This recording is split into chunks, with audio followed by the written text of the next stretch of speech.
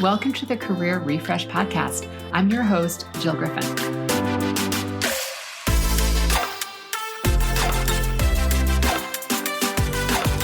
I'm a former media and marketing executive turned career strategist and executive coach. I spent my career working my way up and through the ranks of global organizations and startups, and today I show others how to do the same. Join me each week as we discuss the strategies and actionable steps to leverage your strengths, increase your confidence, and develop your career well-being. Ready? Let's do it.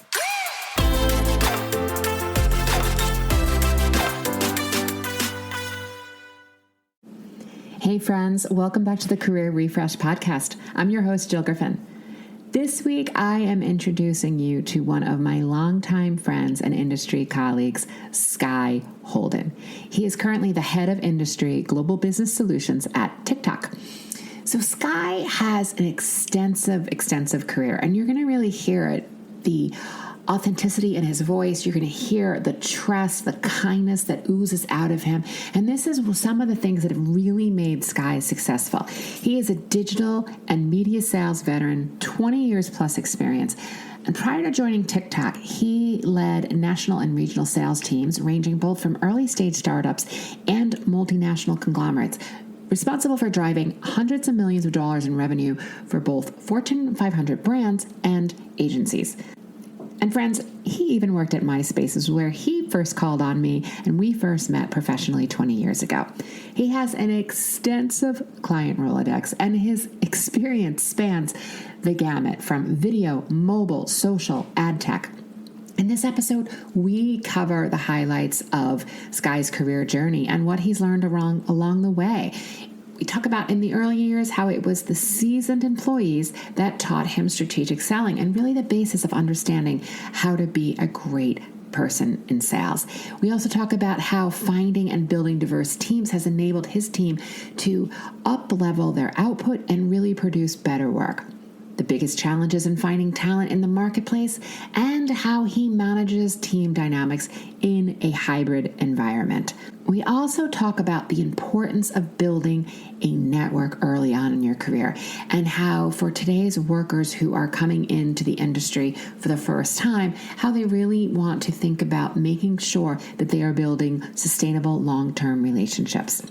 And because you know me, I'm big on the mindset piece, how he developed his mindset muscle and what he learned from the art of the pause.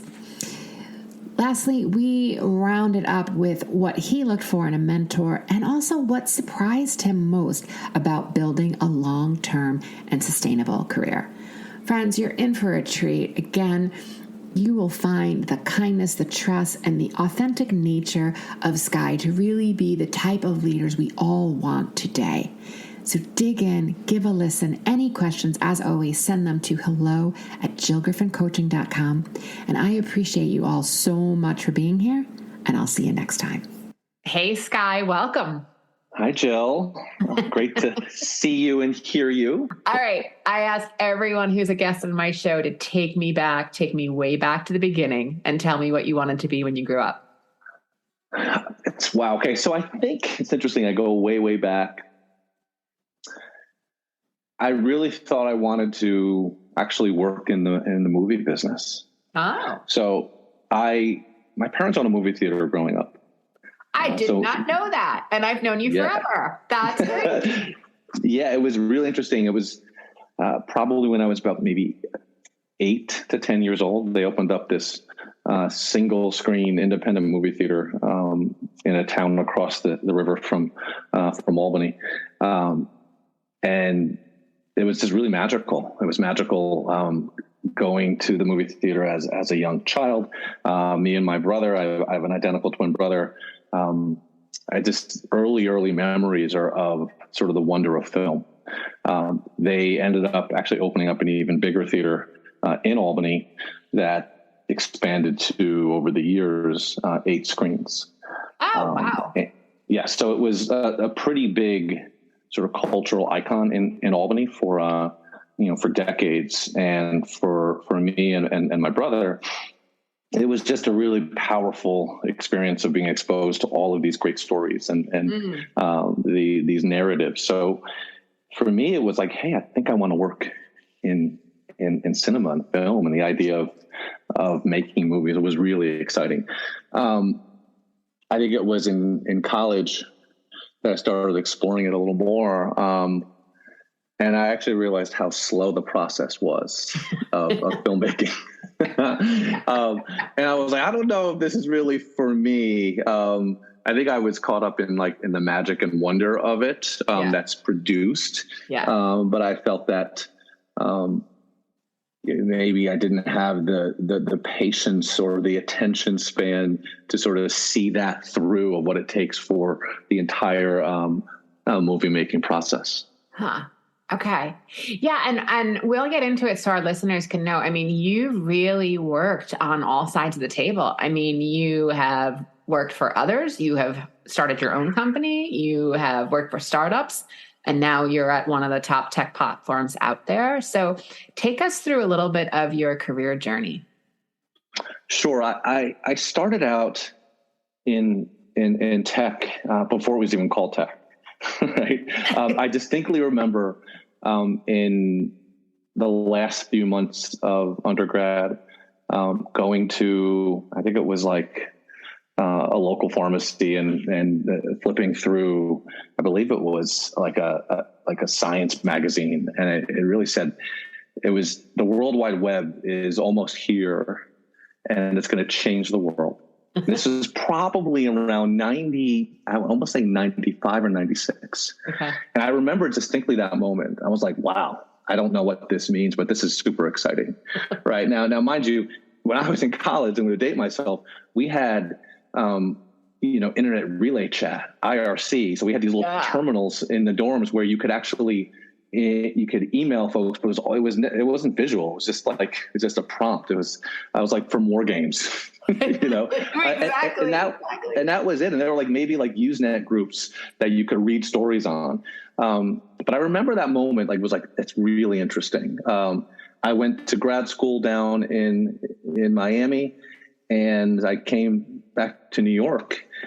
And I worked briefly at a pharmaceutical ad agency for about 6 months, and I hated it. But I was determined to get myself into the tech business. I had the opportunity. I had an interview with an agency job, and then I also had an interview with an early tech company, a company called Real Networks that was at the time competing with Windows Media Player.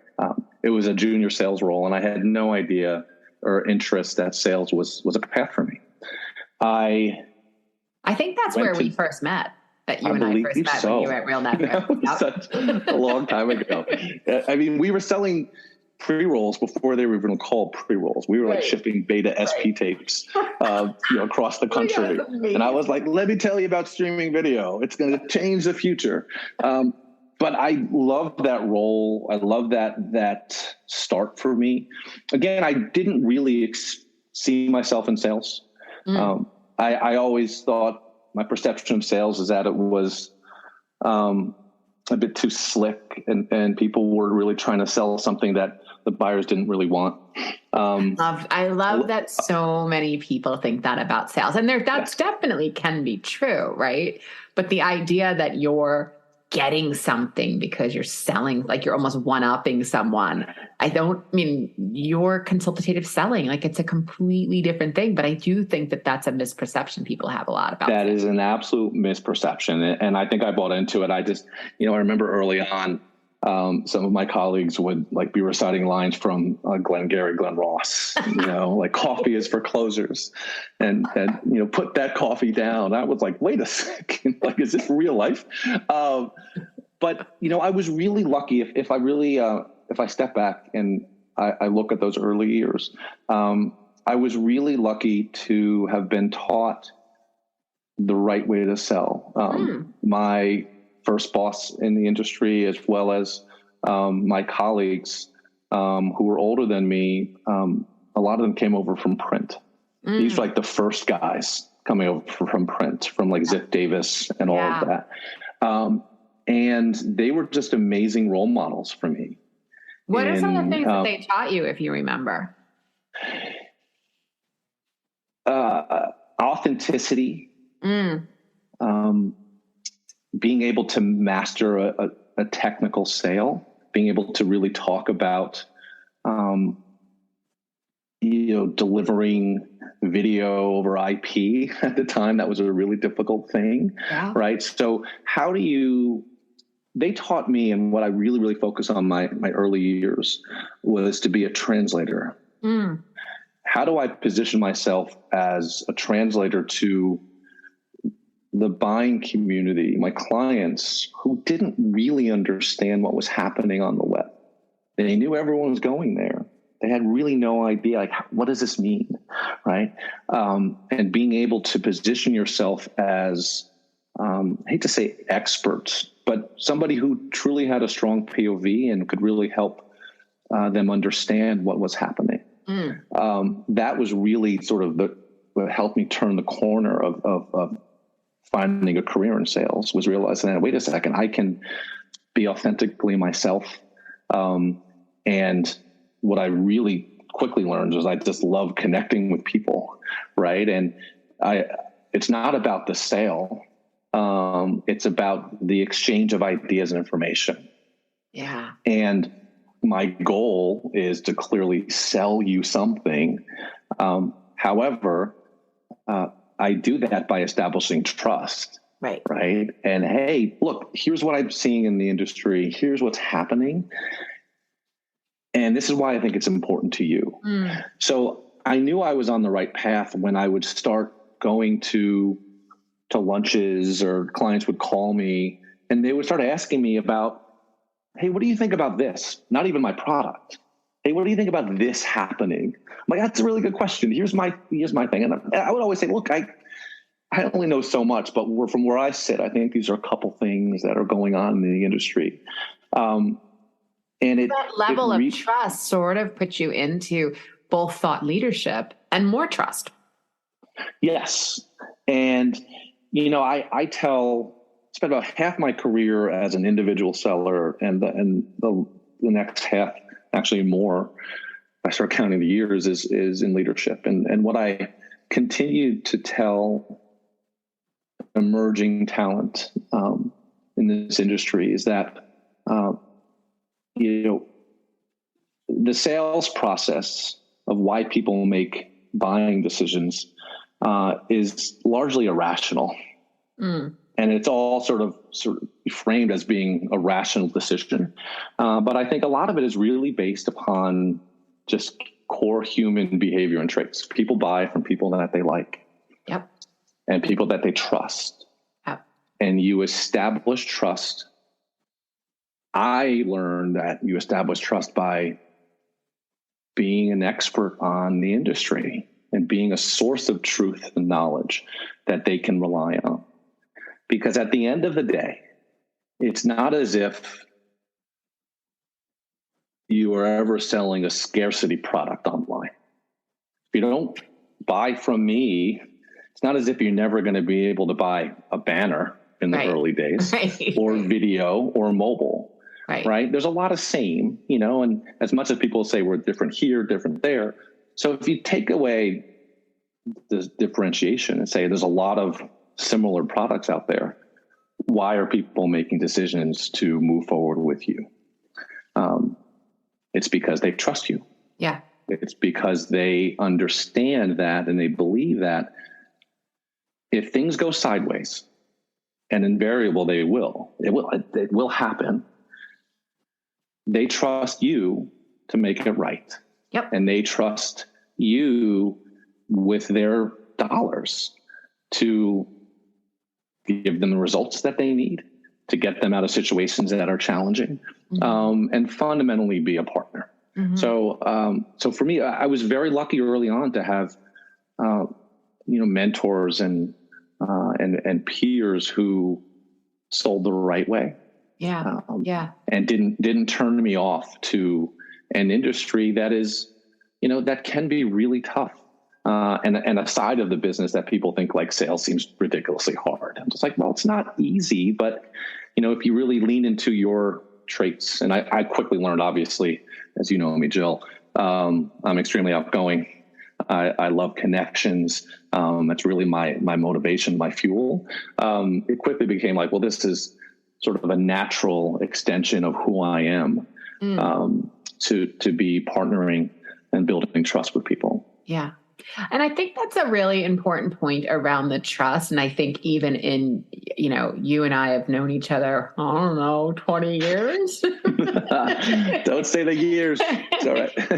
But I think it's really true where, you build these relationships based on trust, and you might be at a different, media partner or a different vendor. I might be at a different brand or a different agency, but I trust you. And I know that you're going to give me the best opportunity to service the needs of what I'm looking for. You're also, to your point of technology can be wonky. Things can go down. Things can go wrong. The pixel could not be attached. We didn't get the right tracking. Like, I also know that you're in it with me. And I think that is something extraordinary about your personal reputation and some of the other, what I'll say, old timers like you that have been in the digital space for quite some time, where it doesn't matter where you go. I trust you and I'm going to want to do business with you. And I think that's an extraordinary thing that not everybody understands when they first get into the business, how important building that know, like, and trust factor is. Absolutely. Yeah. Okay, so you learned from some of the best in your early stages from the publishing world. Then what happened? I started to realize that if I wanted to make more money, I would need to move on, right? And I needed to sort of take the next steps to other solutions. And I did. That was hard at first, feeling like, okay, now I have to start over again and again. I landed at MySpace, probably my third job. And it's funny, whenever I say MySpace today, everyone just laughs. No one can not, it's like people will not stop laughing, but I'm telling you. But it also shows for you how you've been consistently an early adopter and taking, like, being that wayfinder, like taking the step that some of us would be like, I don't know that that's the right thing. What if it doesn't work? What if it's not for me? And there you are at MySpace. Yes. I learned very early on is that you have to have a high risk profile and to have a durable career in this industry, meaning take risks and move on. I taught myself that I could move on, start over, and experience the fears of, all right, got to learn a new product, got to learn a new book of business, create new relationships. But I developed a muscle that was like, you're going to be okay and you're going to thrive. And, look, going to MySpace I wouldn't say it was a massive risk, but it was a jump. Yeah. Right. It was an amazing jump. And, they were just going through like a meteoric rise, and it absolutely increased my professional profile and I was able to have really high level, like, CMO conversations and so forth, and truly leaning into that translator. Hey, let me really explain to you what's happening. This is the dawn of social media, right? Here's how to build a brand presence. Here's what to watch out for, and here's how to do it right. It was a great opportunity. It was pretty intense, but I overall really loved it, and I learned a lot. I left MySpace because I wanted to start running teams and leading people. And, I felt it was going to take longer than I had patience for, at the time. So then I joined a small music site called iMeme, and, I really embarked on my sort of leadership side of my career. And that was wonderful. It has been, it's been certainly not easy leading others, but I have just a strong affection for this craft of sales and mentoring and leading sales talent. It started running regional teams and national teams, larger and larger. Then, I moved into ad tech because that was a thing. You got to go into ad tech. Got to know ad tech. And all got to know the pipes. Exactly. All about the pipes. And it felt like things really sped up if I look back, right? It's just because the industry was expanding rapidly, the opportunities were expanding. And I felt like I hit my stride.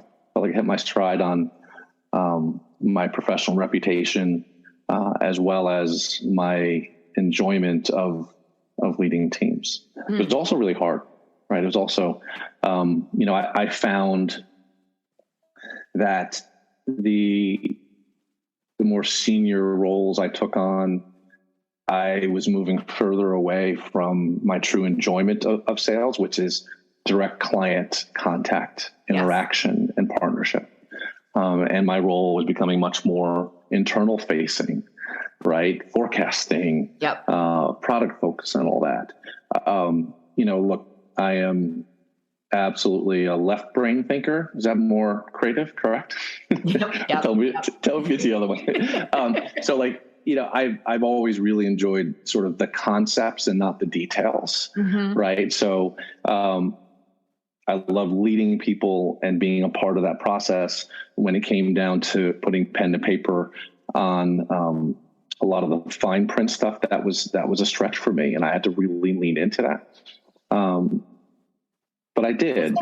What do you think some of the biggest challenges were going from an IC, an independent contributor, into leadership? I no longer had full control of my reality. When you're an individual contributor, you have your own book of business, you have a number, and you feel like, all right, I have my client base, I'm going to do this. And you feel like, look, there's always a level of tension in achieving numbers, but you feel like my output and my relationships will drive this forward. When you move into leadership, you don't have that control. You're trying to move teams and move people. Creating the capacity for others to do it. Correct. And, I quickly learned that I can't expect my team to operate exactly like me. So I needed to learn how do I get to the information that's several layers below without being a micromanager and without being a lunatic, and that was something that I feel like I tried to balance a lot through the mid stages of my career, where I feel like in sales, especially in leadership, there's this sort of trope of just, you need to almost force your team and drag your team to a number, right? And just like by sheer grit and will, and what's not said in there is intimidation and sort of bad behavior and that's never been part of just my identity and how I interact with folks. So I had to really find that balance of how do I push these folks and how do I inspire them? I just feel that people operate at their best when they feel safe and protected and supported. I think just because of the way this industry has grown and largely my experiences have been with, early stage startups. It's just like, hey, we need revenue for revenue's sake. Go, go, go. Yeah. And I think that at times has been sort of counter to my approach as more of an empathetic leader. So as a senior leader, you've moved from an independent contributor into now leadership. What have you seen as some of the most significant challenges in finding talent, especially as we're, every company has a different structure, every office has a different structure within the working from home, being in the office, being remote. What are you finding as some of the most significant challenges with finding talent? Number one is really competitive. Right. It's an incredibly competitive market. And I've seen the change in candidates in a lack of an appetite for a high risk early stage opportunity. Right. I think folks want a little bit more security where it feels like the industry has changed significantly over the last 5 to 6 years, where it felt like there were so many opportunities in so many different sectors.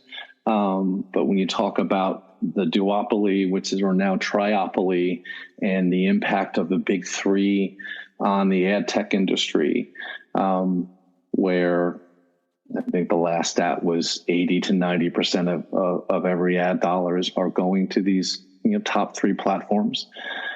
So therefore, the rest, you're essentially fighting for 10 to 20%, right? And what you saw was a real collapse in the ad tech industry, and a lot of other early stage startups that were really fun early on in my career, that you could get folks, on board because you had a really very real opportunity for them to grow their career and make money.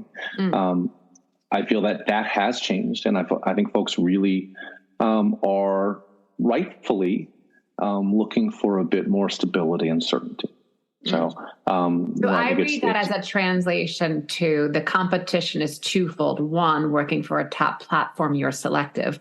Two, the market, based on where we've been over the last 2 years, coming into the pandemic and now, as we say, post-pandemic, the market, the choice and the power that employees have had over the last 2 years that they have never had before kind of makes it double sword of competitiveness. And then what I also hear you saying is that employees having, when they're prospecting, having choice, what it also means is paying someone at a very low salary for the potential payout, right? The future value of money through options and the like. It's an amazing thing to do when you're super young, but you can't buy a mortgage when you don't actually have the cash in hand. You can't pay the rent. You can't, maybe afford some of the other things that you want in your life if your base level is so low, but you have a huge upside. That's what I hear. Correct. Is what's no, and absolutely. And I think because the opportunities have shrunk, the universe of opportunities has become smaller, and there has been an absolute push for sales talent to move into the larger platforms, and the pay structure is not as rich as they are for early startups. It's not easy at times attracting talent. So it's also, when you're part of a larger company, it's less of my own personal recruiting, right? When I was you have to go through an entire process of multiple interviews, panels, and so forth. So, I think in many ways it's a very smart process of making sure that candidates are fully vetted, and going through a process and making sure you're not hiring out of bias. Right. So I think that fundamentally is good, but I do think you no longer have the ability to say, hey, I want you here. We can refer people, and you can say, hey, I'd love for you to go through this process, but it's no longer the influence I have is less. I just try to bring people in that I see are talented, right? And hey, go through the process and good luck. Good luck to you. Right. Hope to see you on the other side. Yeah. So it ends up almost like, creating, as you say, a place of like a lot of the unconscious bias gets pushed away because there's a panel and there's multiple people that are going to have a weigh in on the decision.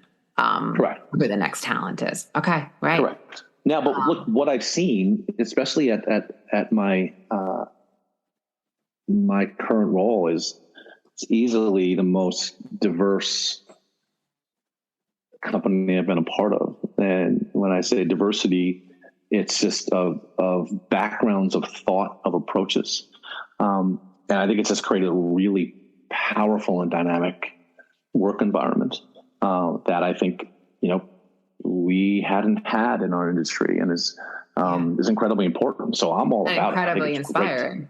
Yeah. It's inspiring. It's just necessary. I think we put out better work. I know we put out better work. Yeah. When you're just truly representative of what's out there in the world. Right. So diversity of thought as much as diversity of Absolutely from all different cultures, et cetera. Okay. Yeah. So then when you think about some of the challenges with managing team dynamics in a hybrid environment, what are you seeing? There is, clearly we've blown up and destroyed the myth that you have to be in the office 5 days a week, 8:30 until 6 or 7 in order to be effective. Well, and as a seller, you probably weren't in there anyway because you were out meeting clients. Sure. Yes. But there was also the expectation, like working from home was considered to be like, why are you working from home? Unless you're sick, you have to be in the office. Okay. Right. That's the expectation. Sure. It was a rite of passage, and it's just like, hey, we're all here. We're doing this together. And, I think as a society, we realized that like, hey, people can be effective from home. And I think what it's really taken is a very nuanced approach. Is you have to allow people the flexibility, right? And I think it's very healthy. I think it's good. We're in a hybrid approach right now. We're in 3 days a week, and it's working. I think my approach to this is I don't want anything to feel like you're taking attendance. Yeah. I think it's important that we have a culture. Sky the hall monitor. that is. I'm certainly not going to do it. And as a company, we're not doing that. To me, I want to make sure that people feel that when they're in the office, it's because they're there because they get the most connection with their colleagues, and they get the most. The best output. They're inspired by others and learning from others. And I think we've done a really good job of that. I mean, personally, it's been great for me to be back in the office, just have, rituals of getting out of the house. I think the other part of it is for the younger generation in their first or second job.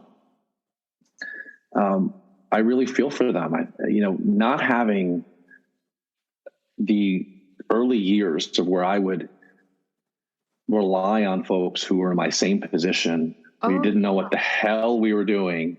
We helped raise each other. We did it together. Like, don't do it that way. Do it this way. Do it this way. All of that. Or you're crazy, or go after it. Right. You had that, that mirroring from people who were in a similar boat from you, that we could also root for each other. And then also I think the camaraderie where, you and I are working late. We've got a lot to get done. It's the velocity of digital in the industry, and we're going to go out for a beverage after work before we go home. And we're continuing to build relationships that, I think for me personally sustained me throughout COVID, because I had lots of people to tap into and call and talk to, even if it was on Zoom, right? Even if we're having a video conversation, but suddenly you have all of these connections.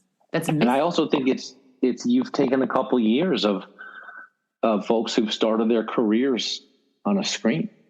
Right. And now coming to an office is very different. Yeah. Right. And I think it's at least for you and I coming back as oh, I've done this before. I know what we can aspire to go back to, or even a little different.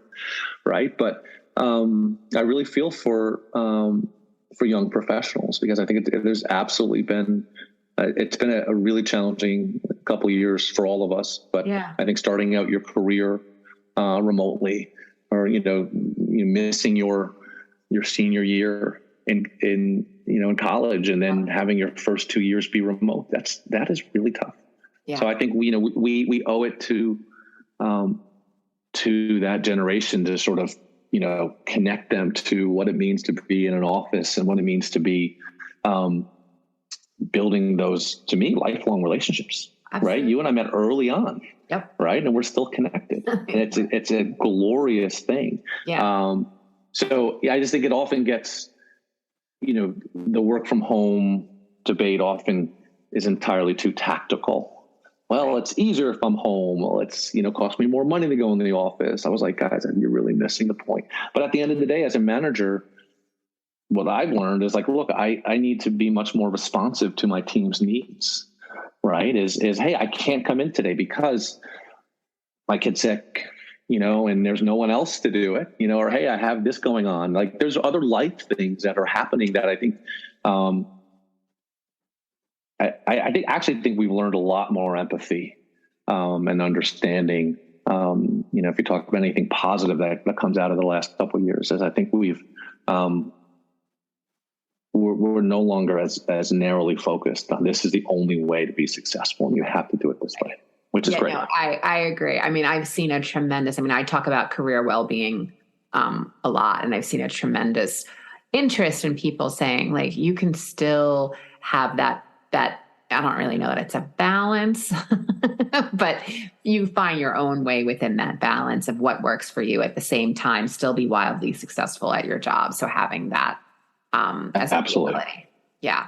Yes. All right. So I want to take a little bit of a pivot and get to know more about your approach. I mean, you and I have had many conversations about mindset over the years, and how you have really shown so many people like how mindset has been such a part of your own personal life and in achieving your accomplishments, and also, how you use it in your personal life.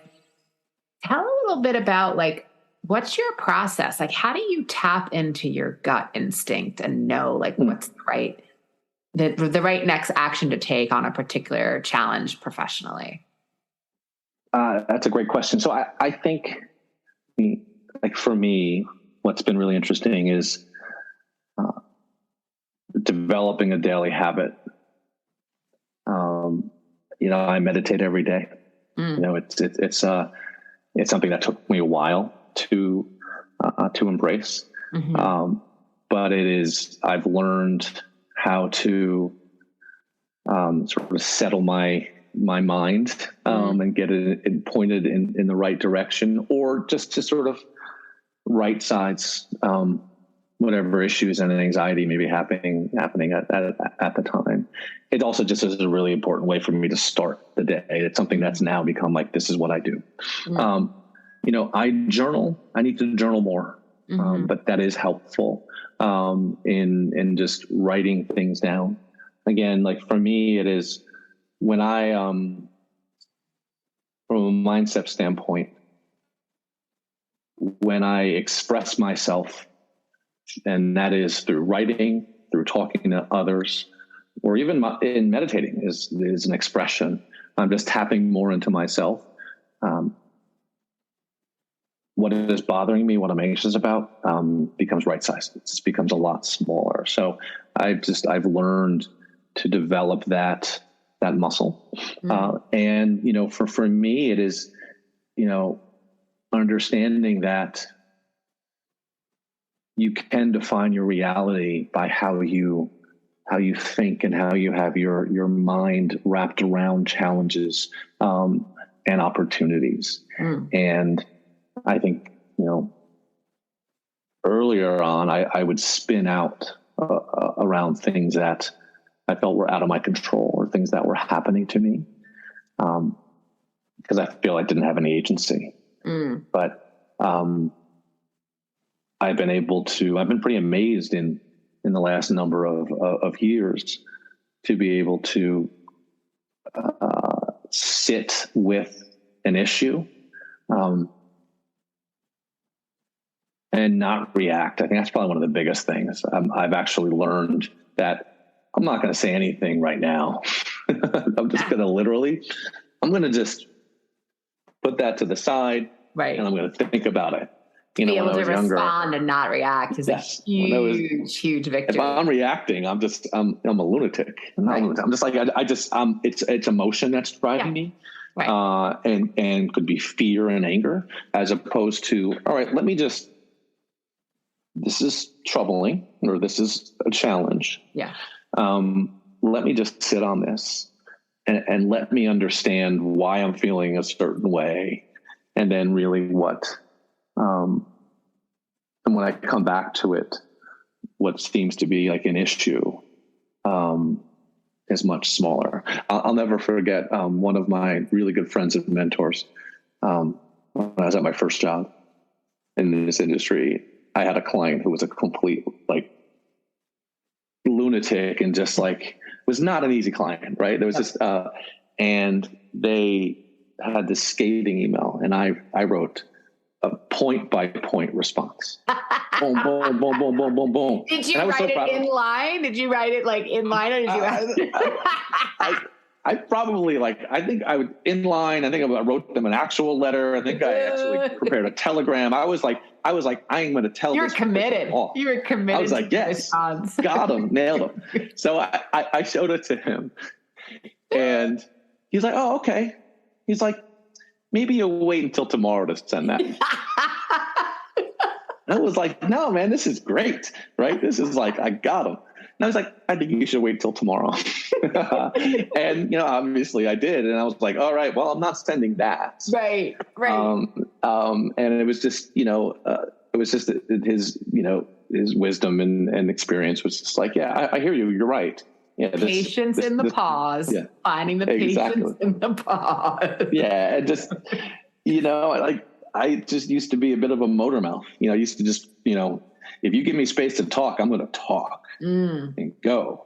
And I certainly clearly have no issue, talking today, but I think I've learned in the art of the pause and the art of just like, all right, I'm going to take that all in. Yeah. And I'll respond to that when I'm ready. Awesome. You mentioned mentor. And when we think about, young professionals today, not necessarily having some of the same privileges that we had about building relationships in the same way, what would you recommend for someone who's looking for a mentor? What did you look for? I looked for people who I admired for how relatable, upfront, and honest they were. There are people who, when I said, hey, 10 years from now, 15, 20 years from now, or is this somebody whose characteristics I would like to emulate? Right? So for me, it was folks who were smart, kind, dynamic, trustworthy, inspiring. Right. I looked for that. I was like, okay, I like that. I can align with those values because that's what's important to me. Because again, it took me probably a good, I'd say maybe 5 to 6 years to fully embrace the sales path for me. Right. To feel like, all right, hey, is this really for me? This is what you're doing. And I realized that, wait, I can be authentically myself. And be successful. Yeah. So it was through those mentors that I was like, oh, you don't have to be a lunatic as a sales leader, right, to inspire folks. Yeah. Right. You don't have to be hyper aggressive or be untrustworthy and scare the crap out of your teams in order to produce the results. Because sure, that will work short term. Yeah, well, that's right. Power over versus power with, right? It's exactly not going to last. So if someone is looking for a mentor, would you approach it by just sort of doing it casually? Would you do it formally? Like, what worked for you?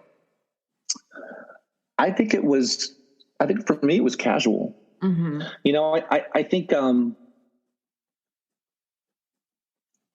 I have always been outgoing, and it's been easy for me to talk to people. And I realize that is, not everyone is like that. And that's why I'm in this career. And that's why, I attribute to a good part of my success.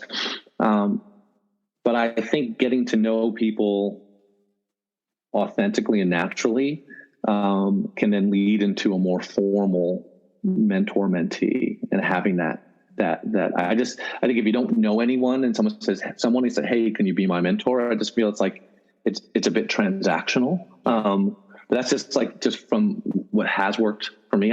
Even recently I've had some great encounters with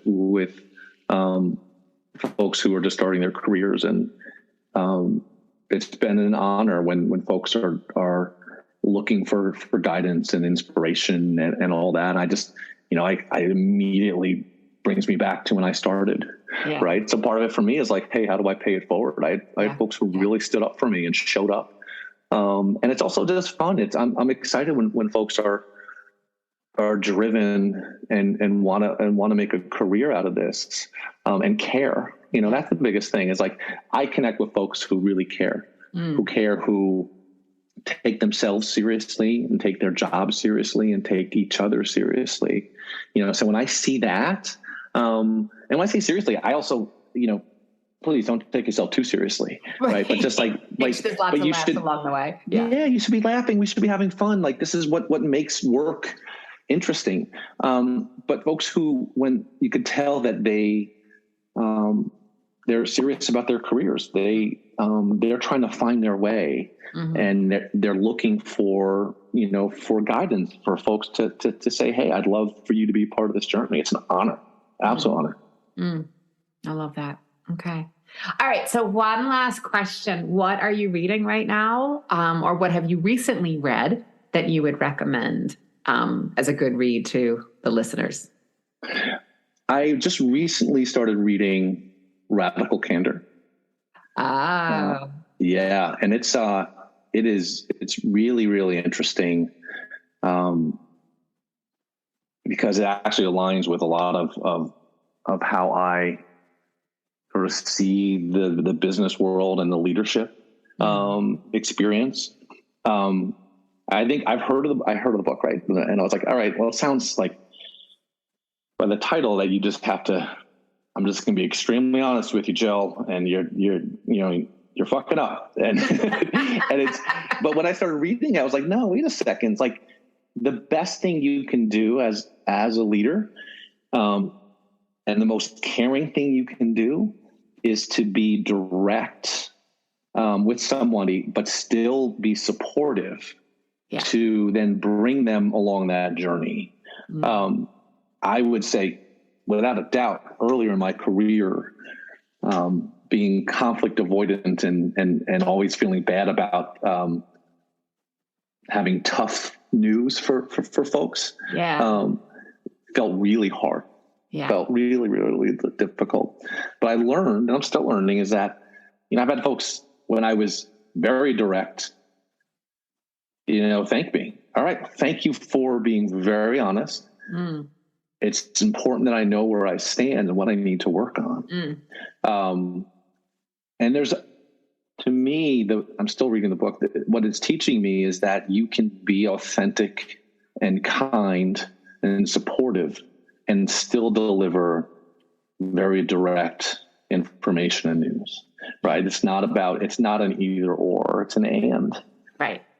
And there's ways that you can craft your own personal style and authenticity to it. So it's been really, really interesting.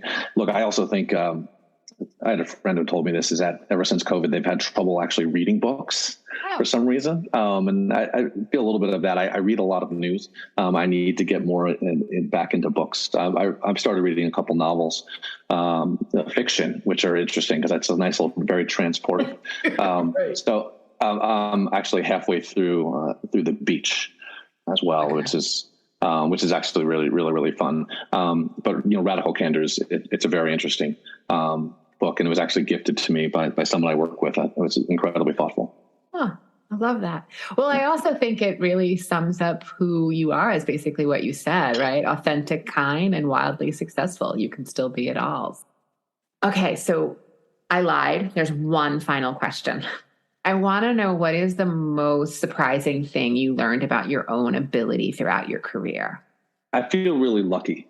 I feel incredibly lucky to have made a career in this industry,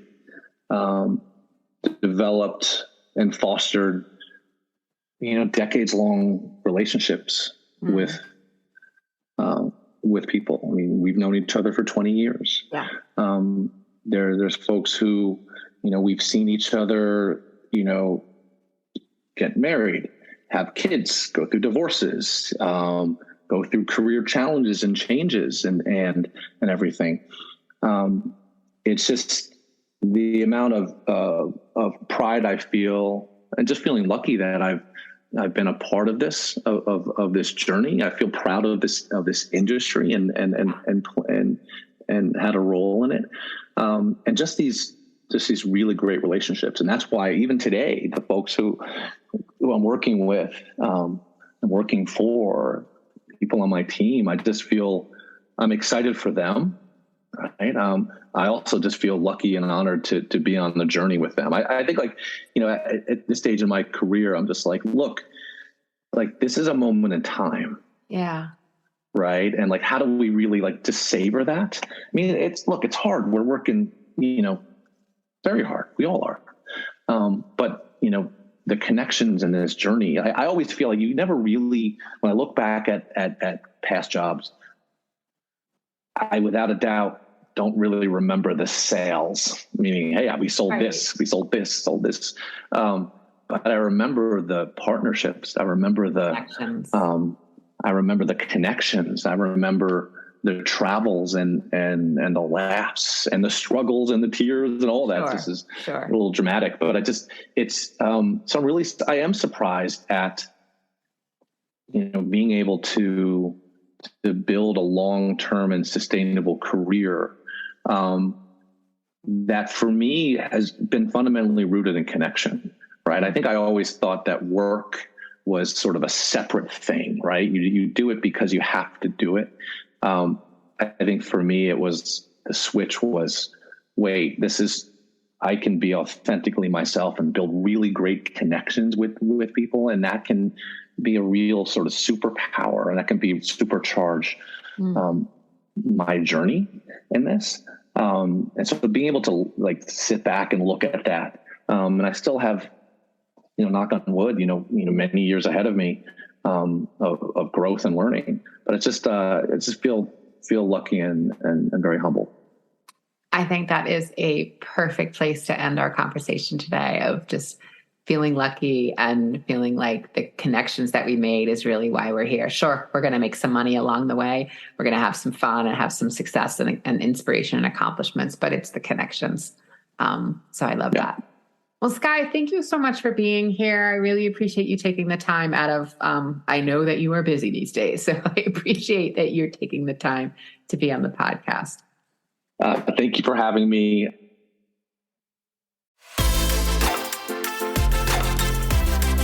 Hey, thanks for listening to the Career Refresh podcast. If you're enjoying this and you want more information, go to my website, jillgriffincoaching.com. There you can find information on how to work with me one-on-one, or my group programs, or even bring me into your workplace. I'll put the link to my website in the show notes. But hey, listen, before you go, do me a favor, rate and review this podcast, because it definitely helps me get the word out to people everywhere so that they can also thrive in the workplace. All right, friends, I appreciate you. I'll see you soon.